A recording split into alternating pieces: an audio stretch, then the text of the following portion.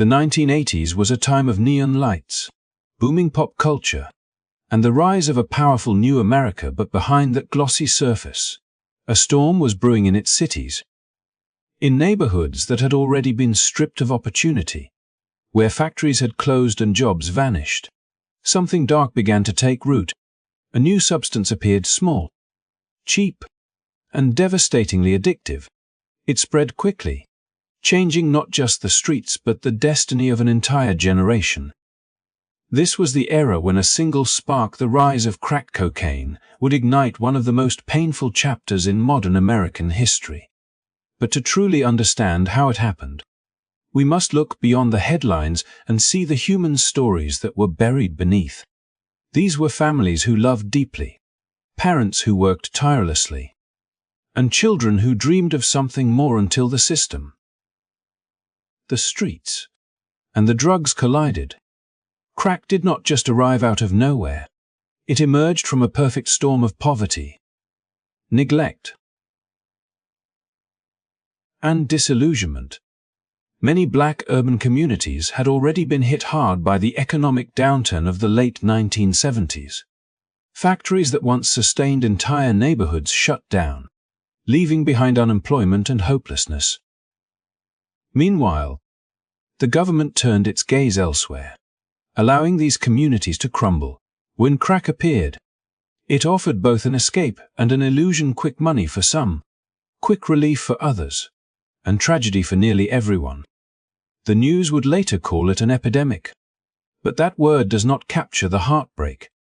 Behind every statistic was a face: a mother, a brother, a friend, someone whose life was changed forever.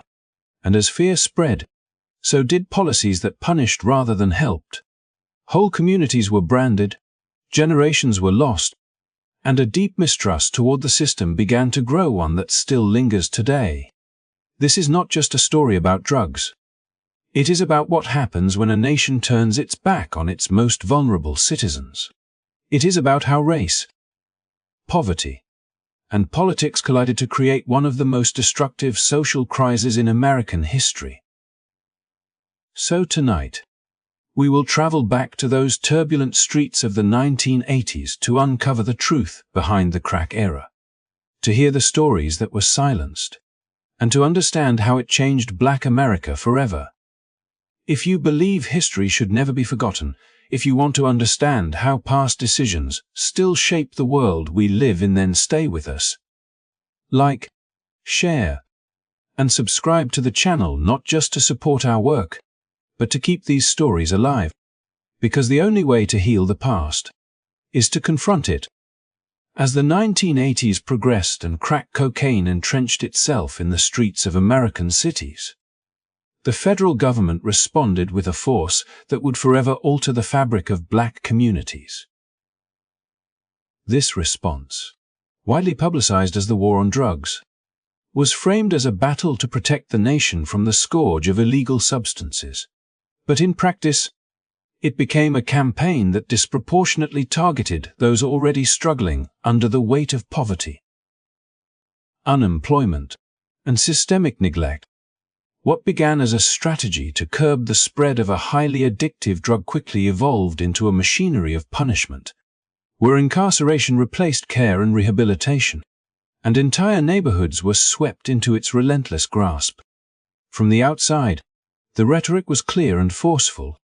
The government was tough on crime, and nothing would stand in the way of restoring order. Media outlets amplified the message, portraying urban areas as war zones, where young black men and women were depicted as both the perpetrators and victims of an unstoppable social crisis. These portrayals, while not entirely inaccurate, obscured the deeper realities that the crisis was not merely about individual choices, but about decades of systemic inequities that had left certain communities vulnerable to exploitation.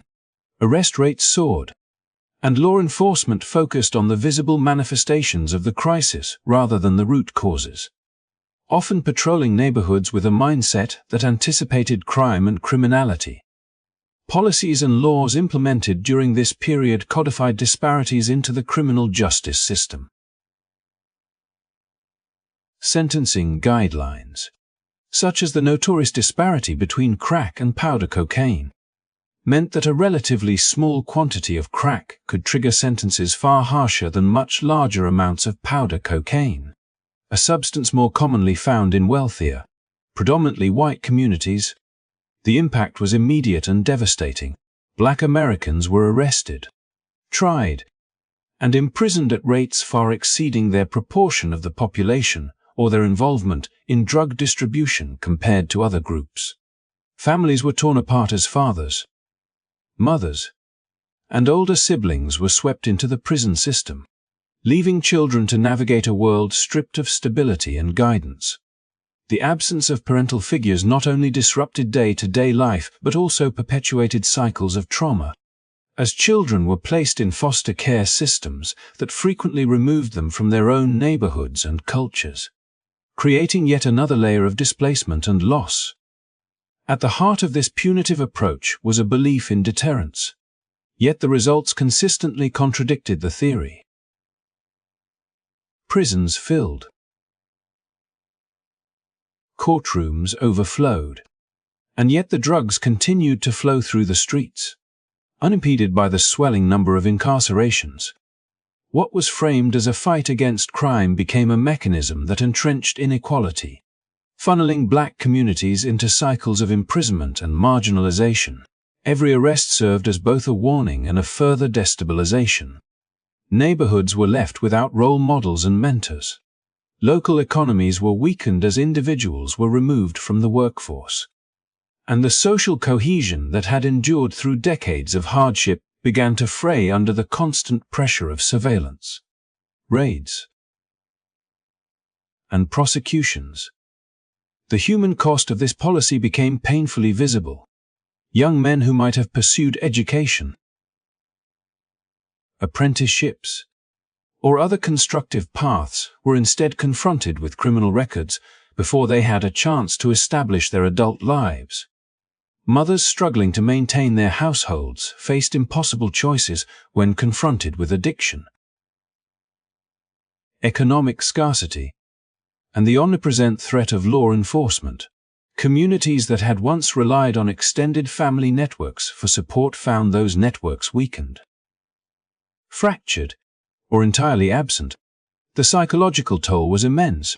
Distrust of authorities became embedded, and the sense of belonging within one's own neighborhood was replaced with caution, fear, and the lingering threat of separation by the justice system. This period also illuminated the intersections of race, policy,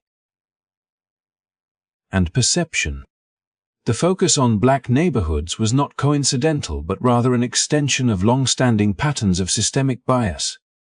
Areas that had historically been marginalized, with restricted access to housing, education, and employment opportunities, were now also criminalized in a way that amplified the consequences of pre-existing inequities. Communities that had been striving to build resilience found themselves under siege, not solely by addiction or economic hardship, but by policies that punished survival strategies rather than offering pathways out of despair. In many, the war on drugs served as a magnifying glass, exposing the structural failures of American society while simultaneously exacerbating them.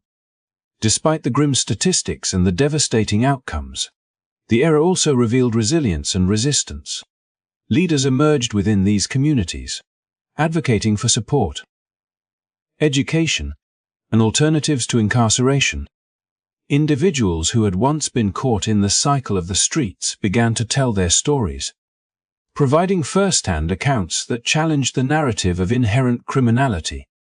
Their experiences illuminated a truth that the punitive approach had obscured: that addiction, poverty, and systemic neglect required understanding, treatment, and opportunity, not simply punishment. The war on drugs, while officially a national campaign, became in practice a profound social experiment, one whose consequences would reverberate across generations, shaping family structures, economic opportunities, and community trust in ways that continue to influence American society today.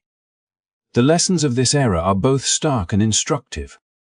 They reveal the dangers of addressing social crises through punishment alone and underscore the importance of considering the broader context of inequality. Historical marginalization and systemic neglect. The war on drugs did more than criminalize individuals. It reshaped the social landscape, leaving scars that persist in the economic, psychological, and communal dimensions of life in Black America. It is a chapter that demands attention not only for its historical significance, but also for the ways it continues to inform conversations about justice, equity, and the policies needed to heal and rebuild communities once ravaged by both drugs and the systems designed to control them. As crack cocaine spread through urban neighborhoods during the 1980s, the role of the media became as consequential as the policies of the government, shaping public perception in ways that would leave enduring marks on Black communities. Newspapers,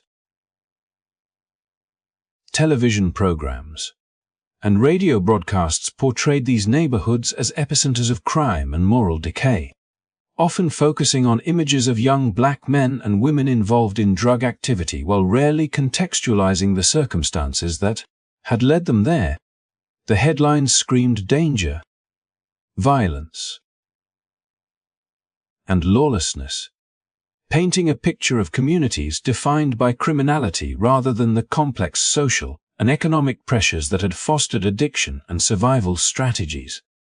In doing, the media helped transform what was fundamentally a public health and social issue into a spectacle of fear, a narrative in which Black individuals were cast as the villains of their own stories. This framing was powerful and persistent. By consistently highlighting arrests, shootouts, and drug deals, the media reinforced a perception that these neighborhoods were inherently violent and that their residents were inherently dangerous. At the same time, stories of resilience, community support, or efforts at rehabilitation were largely ignored, leaving viewers and readers with a skewed understanding of the crisis.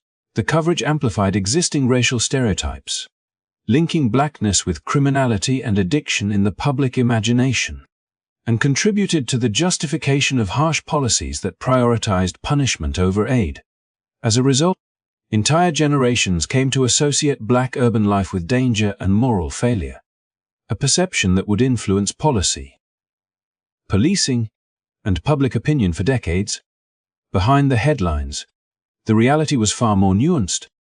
Many individuals involved in the drug trade were not hardened criminals, but rather young people navigating a landscape of limited economic opportunity. Failing schools and scarce social support. Addiction itself was a symptom of broader societal neglect, a coping mechanism in communities where hope was often in short supply. Families struggled to provide stability while facing systemic barriers such as underfunded education, discriminatory housing policies, and persistent unemployment, pressures that left few avenues for advancement. Yet these underlying causes were overshadowed in media portrayals, replaced with sensationalized images of crime, violence, and moral collapse. This misrepresentation did more than misinform the public. It validated a punitive approach to policy and policing that further marginalized those already vulnerable. As the war on drugs intensified, the symbiotic relationship between media narratives and government action became increasingly evident. Television segments depicting drug raids and mugshots were paired with political speeches emphasizing law and order, each reinforcing the other in a feedback loop that heightened public fear and demanded action.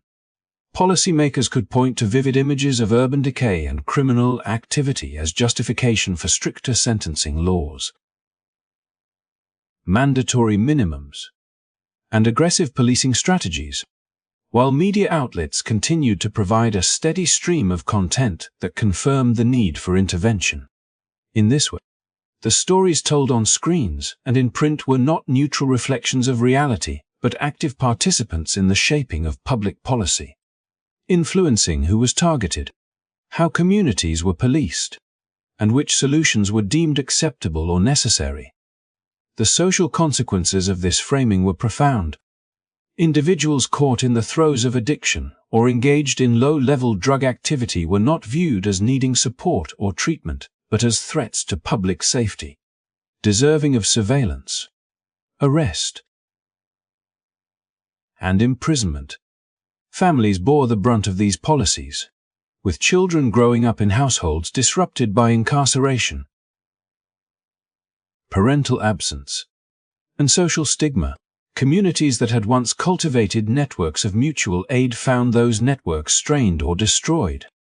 As trust eroded under the constant gaze of law enforcement and the weight of public suspicion, young people internalized these portrayals, confronting the dual pressures of navigating a dangerous street environment and contending with the societal expectation that they would inevitably follow the path cast for them by sensationalized stories. At the same time, the media's focus on crime rather than context obscured stories of resilience, creativity, and agency within these neighborhoods. Despite the challenges, many residents engaged in efforts to uplift their communities, from grassroots organizations providing education and job training to local leaders advocating for rehabilitation programs and social services. Artists, writers, and musicians captured the realities of life in these neighborhoods, documenting the vibrancy and complexity that mainstream media often ignored. Yet these voices struggled to compete with the more sensational narratives dominating the public sphere, leaving a distorted picture in which Black communities were defined more by addiction and crime than by the richness of human experience and perseverance under pressure. Over time, the consequences of these narratives rippled outward, influencing not only public perception but also legislation, policing, and social attitudes toward Black Americans.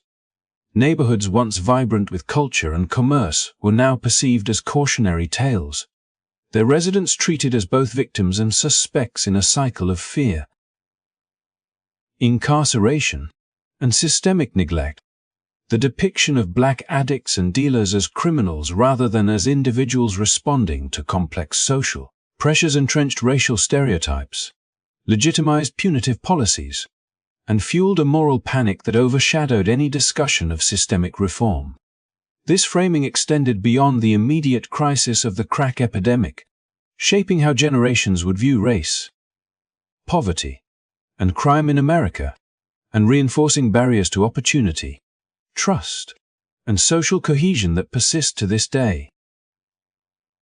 In retrospect, the media's role in the crack era underscores the power of narrative in shaping reality. By focusing on fear, sensationalism, and criminality, news outlets contributed to a national story that marginalized nuance, ignored systemic failures, and amplified inequality. The result was not simply a distorted public perception, but a tangible restructuring of communities. Where policy, perception, and prejudice combine to create enduring consequences for Black America, it is a reminder that the stories society tells about itself carry weight beyond headlines, influencing not only how we understand the present but also how we shape the future. As the crack epidemic continued to sweep through urban neighborhoods, its consequences were felt most acutely within the very heart of the communities it touched. The families. The story of the era is incomplete without acknowledging the deep and lasting trauma inflicted on children whose parents were caught in the dual grip of addiction and incarceration, a combination that reshaped the social fabric of entire neighborhoods. Homes that might once have been places of stability and support were transformed into arenas of uncertainty and fear, where children were left to navigate the complex realities of neglect, scarcity, and emotional upheaval, often without a reliable adult to guide them. The imprisonment of parents under the harsh sentencing laws of the war on drugs removed key pillars of family structure, leaving children in foster care systems, living with extended relatives, in many heartbreaking cases, fending for themselves on the streets, forced into roles far beyond their years. For those children who remained in homes where addiction had taken root, the environment was no less challenging. Parents struggling with substance abuse could not provide consistent care, attention, or protection, and the resulting instability had profound psychological effects. Night after night, children witnessed the struggle of adults wrestling with dependence, saw the relentless intrusion of law enforcement, and were exposed to the pervasive violence that accompanied the drug trade. These experiences bred a sense of vulnerability and distrust, as children learned early that safety was fragile, and security could evaporate with the arrest of a caregiver or the consequences of an overdose. Their formative years, which ideally would have been filled with encouragement, education, and opportunity, were instead shaped by loss, unpredictability, and the emotional labor of survival. Neighborhoods that had been pillars of community life found themselves under immense strain as the epidemic tore through the social networks that traditionally provided support. Extended families, neighbors, and local organizations tried to intervene, but the scale of the crisis often overwhelmed these efforts. Churches and community centers attempted to provide shelter, mentorship, and meals, while social workers worked tirelessly to connect children with foster care and rehabilitation programs. Despite these interventions, the sheer volume of families affected meant that many children fell through the cracks, creating a cohort marked by collective trauma. Interrupted education, and the burden of responsibilities that no child should bear. Schools, already underfunded and struggling with overcrowding, faced challenges in meeting the emotional and academic needs of students grappling with home instability, further limiting opportunities for advancement. The cultural and emotional toll of the epidemic manifested in myriad ways. Children growing up in these conditions often internalized the chaos around them, normalizing violence, addiction, and cycles of incarceration as inevitable parts of life.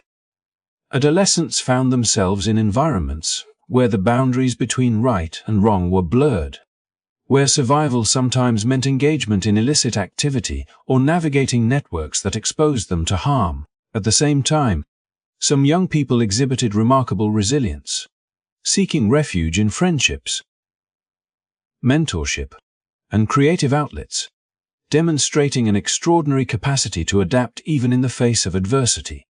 Yet, for every story of triumph, countless others were defined by the absence of guidance, the lingering shadow of trauma, and the societal perception that their environment predetermined their futures. The media's framing of the crack epidemic compounded the impact on children by often portraying entire families as pathological or irredeemable. News reports highlighted sensational stories of crime, addiction, and neglect, frequently featuring images of distressed children alongside adults caught in the cycle of substance abuse, but rarely explored the systemic failures that had produced these outcomes.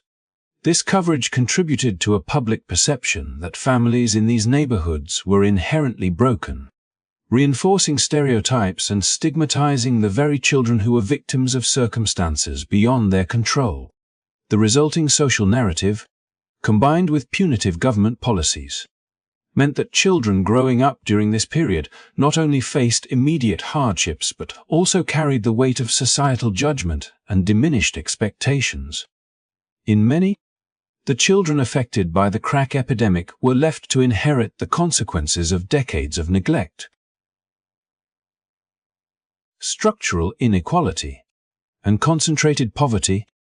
Without the consistent presence of parents or the security of stable households, they were exposed to risks that affected both their mental and physical development. Childhoods that should have been characterized by learning, exploration, and emotional growth became instead marked by the need for vigilance, self-reliance, and sometimes premature adulthood. The intergenerational impact of these experiences cannot be overstated. Children traumatized by parental absence or addiction often faced challenges in forming healthy relationships, pursuing education, and securing economic stability as they matured, perpetuating cycles of disadvantage that reached far beyond the immediate crisis. At the same time, the resilience displayed by some families and community members illuminated the strength and resourcefulness present even in the most challenging circumstances. Grassroots initiatives, mentorship programs, and local advocates worked tirelessly to create safe spaces, provide counseling, and offer educational opportunities that countered, in part, the chaos imposed by the epidemic. These efforts, though insufficient to fully offset the widespread disruption, demonstrated a powerful truth. Even in the midst of systemic failure, human agency and collective action could create pockets of hope and support, showing that children could survive, adapt, and, in some cases, thrive despite the adversity imposed by the era. Ultimately, the story of families torn apart during the crack epidemic is a story of loss, resilience, and the enduring impact of policy and perception. Children whose parents were imprisoned, addicted, or otherwise incapacitated faced immense obstacles, yet their experiences also reveal the depth of societal neglect and the need for structural solutions that go beyond punitive measures. The generation shaped by this period carries the imprint of trauma, but it also carries the lessons of perseverance, the evidence of community efforts to protect and nurture, and the stark reminder of the consequences when society prioritizes punishment over support. The crack-era's legacy on families is a testament to both human vulnerability and human strength, a narrative that underscores the critical importance of understanding history through the lens of those who lived it, felt its impact, and continue to navigate its consequences. As the crack epidemic entrenched itself within urban black neighborhoods, its consequences extended far beyond the immediate devastation of families and personal lives, rippling outward to reshape entire communities and local economies. Streets once lined with small businesses, thriving local shops, and neighborhood markets became dominated by the shadow of the drug trade, a transformation driven as much by necessity as by the allure of easy money. Economic decline, already a persistent reality in many urban centers, was exacerbated as jobs disappeared, industries relocated, and investment dried up, leaving residents with few legitimate avenues to sustain themselves. The proliferation of crack not only offered a dangerous alternative to unemployment, but also entrenched cycles of dependency, as those who might otherwise have pursued education or steady work found themselves caught in an environment where survival often meant navigating illicit networks and immediate cash flow rather than long-term opportunity. Local economies suffered immensely under the weight of the epidemic. Small businesses that once served as the backbone of community life faced both direct and indirect consequences. Theft, violence, and the erosion of customer bases drove many owners to close their doors, while a pervasive sense of insecurity discouraged new ventures from taking root.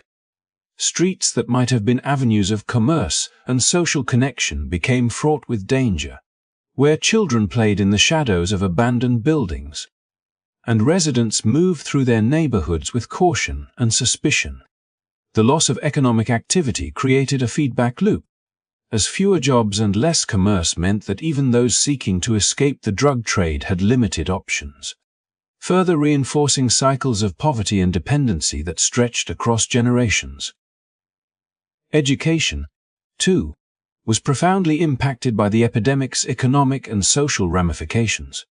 Schools in neighborhoods affected by crack often faced severe underfunding, overcrowding, and the emotional toll of students grappling with trauma at home.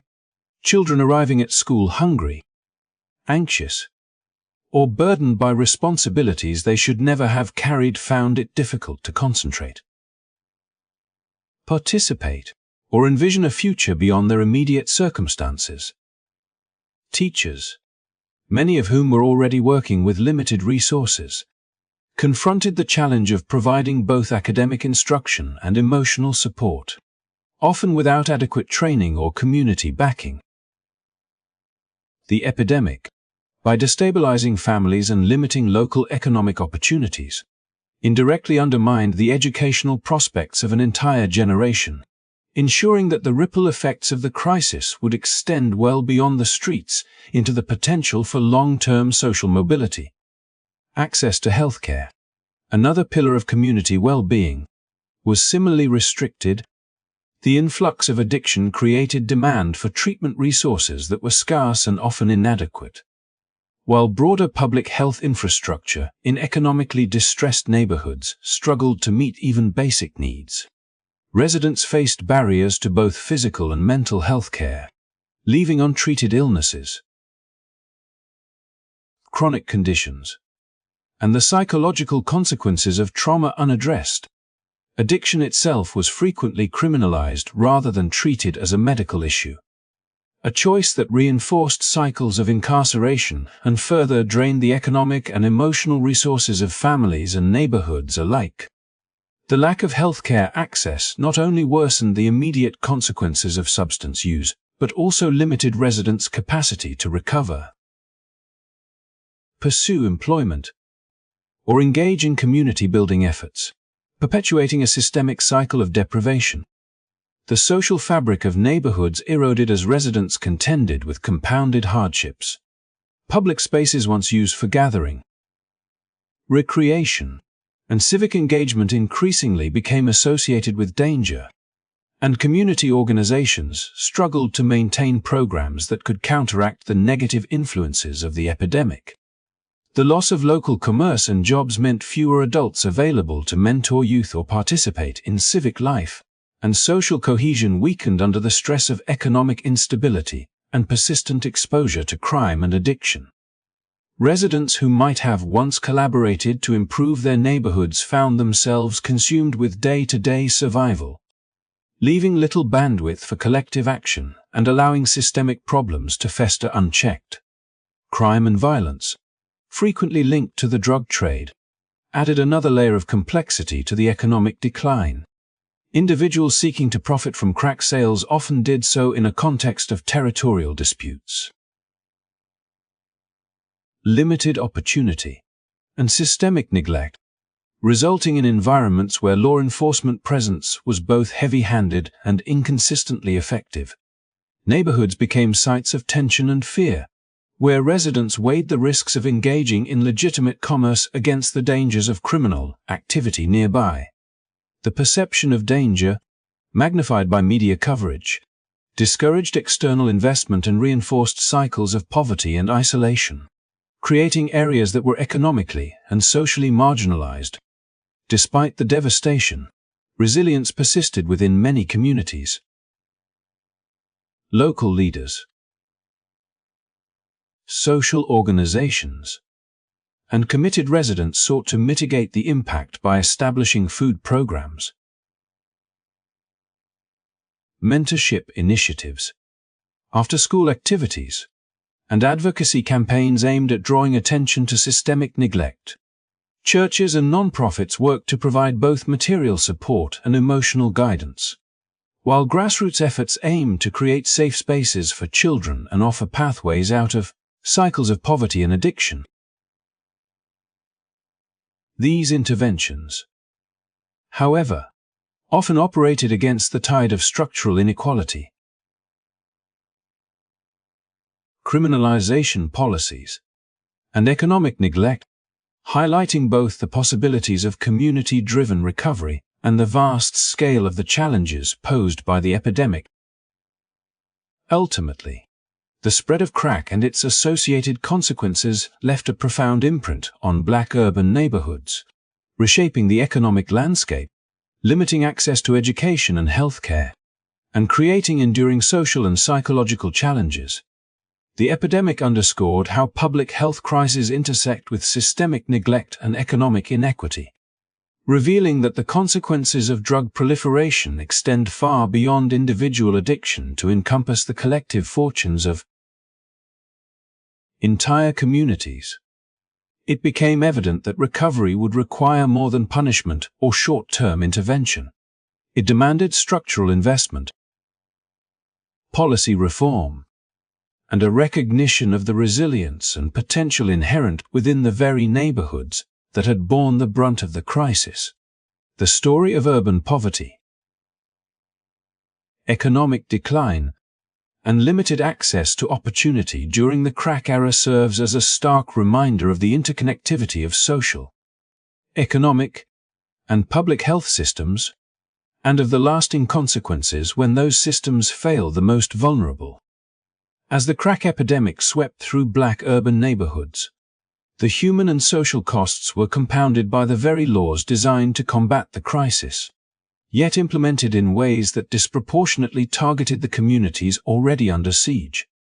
Among the most devastating of these were the discriminatory sentencing laws, most notoriously the 100-to-1 disparity between crack and powder cocaine, a legislative decision that transformed the criminal justice system into a mechanism of systemic oppression, where a relatively small quantity of crack could trigger decades-long sentences. Far larger amounts of powder cocaine, more commonly associated with white users, often resulted in far lighter punishment. This stark imbalance not only devastated families, but also sent a chilling message about whose lives society valued, reinforcing pre-existing racial inequities and cementing the notion that black communities were inherently criminal. The law, rather than serving as a tool for rehabilitation or public health, became a weapon, turning everyday citizens into inmates and leaving neighborhoods scarred by absence and fear. Families bore the brunt of this legal architecture. As parents, siblings, and partners were swept into the penal system, leaving children without guidance or stability. Single-parent households became even more common, and in cases where both parents were incarcerated, extended family members, often already burdened by economic hardship, were forced to fill the void. Children grew up with the looming presence of the criminal justice system, learning at a tender age that the society around them perceived them not as potential citizens, but as likely criminals. In schools, playgrounds, and community centers, the absence of these adults meant a loss of mentors and role models, diminishing the social fabric and weakening the sense of collective responsibility that might have offered some protection against the epidemic's destructive forces. The very laws meant to curb drug use paradoxically entrenched cycles of poverty, trauma, and marginalization, creating neighborhoods where the presence of incarcerated relatives was normalized and survival often depended on navigating a world shaped by legal inequities. Economic consequences were equally severe, as convictions for non-violent offenses effectively barred countless individuals from employment opportunities, housing, and even access to educational benefits. A criminal record became a lifelong impediment, ensuring that those who might have sought to escape the shadow economy of the drug trade were instead forced into cycles of low-wage labor or continued engagement with illicit markets. The disproportionate incarceration of black individuals under these laws drained communities of their workforce, reducing the number of capable adults available to mentor youth, operate businesses, or advocate for neighborhood improvements. Neighborhoods already suffering from the withdrawal of investment and local economic decline experienced a compounding effect, as the legal system removed human capital that might have contributed to recovery or resilience. The streets, once vibrant with commerce and communal life, became quieter, more dangerous, and marked by the absence of those who had been taken from their homes under statutes that treated the color of their skin as a factor in culpability. Public perception, shaped by media narratives and reinforced by the unequal application of sentencing laws, further deepened the divide between black communities and the broader society. News outlets frequently depicted neighborhoods struggling with addiction and poverty as centers of crime, emphasizing arrests and convictions rather than exploring systemic causes or humanizing the individuals involved. The sensationalization of drug activity created a climate of fear, justifying harsh policing and policy decisions that ignored rehabilitation in favor of punishment. As communities were over-policed and families torn apart, the cycle of distrust grew.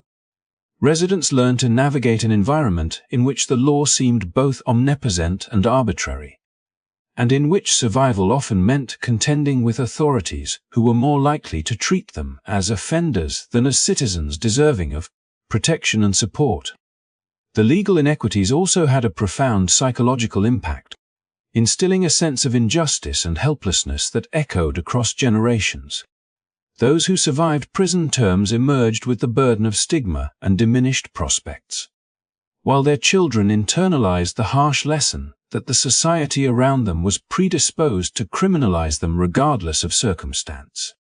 Communities bore the weight of collective trauma as incarceration rates soared, families fractured, and the future prospects of youth were constrained by a system that equated race with criminality. The laws themselves became a symbol of systemic neglect, highlighting the intersection of public policy, racial bias, and social disadvantage, and creating an environment where the structural barriers to recovery and opportunity were as potent as the drug epidemic itself. At the same time, some communities responded with remarkable resilience. Grassroots organizations, faith-based initiatives, and neighborhood leaders sought to provide education, mentorship, and legal support, challenging the inequities imposed by discriminatory sentencing. These efforts, though often under-resourced, demonstrated the potential of collective action to mitigate harm and offer pathways toward justice and rehabilitation. Yet even the most determined initiatives faced the persistent shadow of laws that disproportionately targeted black individuals, underscoring the reality that meaningful recovery required not only local engagement but structural reform. The epidemic's full impact could only be understood by examining the interplay between addiction, economic marginalization, and legal inequity, recognizing that the latter amplified the former in ways that had long-lasting consequences for entire neighborhoods. Ultimately, the discriminatory sentencing laws of the crack era left an indelible mark on Black America, reshaping communities, destabilizing families, and perpetuating cycles of economic, social, and psychological disadvantage. The era revealed the profound consequences when policy decisions prioritize punitive measures over equity, rehabilitation, and support, demonstrating that the true cost of the epidemic extended far beyond addiction itself. It became painfully clear that the struggle for justice, opportunity, and equality required confronting the very laws that had criminalized entire communities. Recognizing that the path to recovery demanded both systemic change and the nurturing of the resilience and potential that had persisted despite decades of adversity. Through understanding the lasting effects of these laws, society can begin to reconcile with a past marked by inequity and chart a course toward communities strengthened by justice, equity, and opportunity rather than divided by discrimination and neglect. As we look back on the crack era, its reverberations through Black America are impossible to ignore, echoing in neighborhoods, families, and institutions even decades later. What began as the rapid spread of a cheap and highly addictive drug transformed into a multifaceted crisis, one that reshaped the social fabric of entire communities. Beyond the immediate consequences of addiction, crime, and incarceration, the era left lasting imprints on culture, politics, and the very sense of trust between citizens and government institutions. Music, for instance, became both a mirror and a megaphone, with hip-hop and rap artists chronicling the struggles, the pain, and the resilience of their communities, capturing the realities of life amid systemic neglect. Lyrics told stories of loss, survival, and resistance, giving voice to those who had been marginalized and misunderstood, and creating cultural touchstones that continue to influence generations.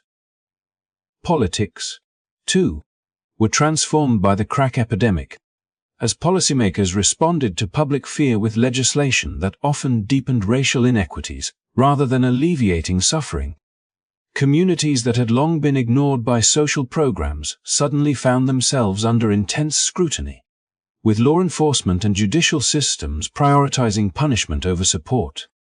The legacy of these policies is visible in the persistent patterns of mass incarceration, where Black individuals remain overrepresented in prisons and jails, and where the long-term social and economic effects continue to shape opportunities for future generations.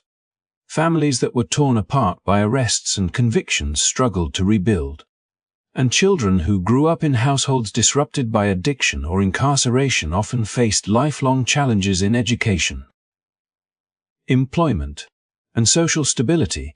The cycle of trauma, compounded by economic deprivation and systemic neglect, left an enduring mark on the collective psyche of affected communities, shaping how trust, authority, and civic engagement are perceived even today.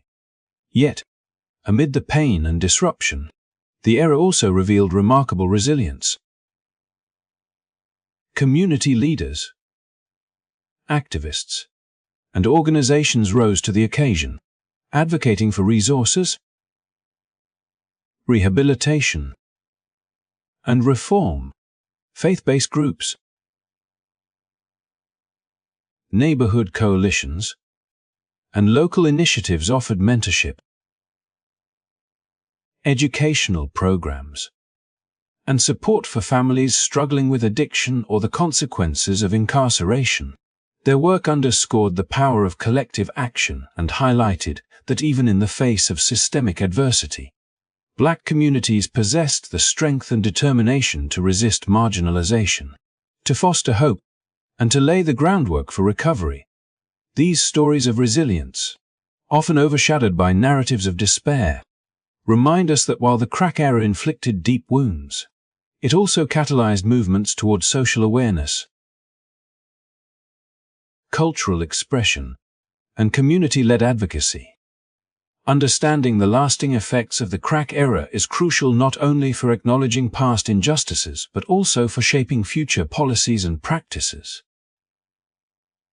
Rehabilitation, education, and equitable access to opportunities must take precedence over punitive measures if society seeks to prevent the repetition of such widespread harm. By addressing the structural inequities that allowed the crisis to devastate certain communities more than others, policymakers, educators, and civic leaders can begin to repair the social and economic damage that lingers. Investments in housing, healthcare, education, and job training can help heal generational trauma and provide pathways for families and individuals to reclaim stability and opportunity. Equally important is the need for honest reflection on how media narratives, public perception, and discriminatory laws contributed to the marginalization of Black communities, influencing how history is told and understood. As we close this chapter, it is vital to recognize that the story of the crack era is not just a story of addiction, crime, or legislation. It is a story of communities, culture, and resilience in the face of systemic adversity. The lessons of this era challenge us to confront inequities wherever they exist and to work toward a society where policies are informed by justice, compassion, and a commitment to human dignity, while the scars of the past remain visible in mass incarceration statistics, economic disparities, and ongoing community trauma. They are also counterbalanced by the enduring strength, creativity, and perseverance of those who survived and those who continue to fight for change. By bearing witness to this history, acknowledging the complexity of its impact, and supporting efforts to create equitable opportunities, we honor both the struggle and the resilience of Black communities affected by the crack era. Thank you so much for taking the time to watch and engage with this story. If you found this video informative and meaningful, please like, subscribe, and share it so we continue exploring important historical narratives together. Your support allows us to shed light on stories that matter, ensuring that lessons from the past contribute to a better and more just future for everyone.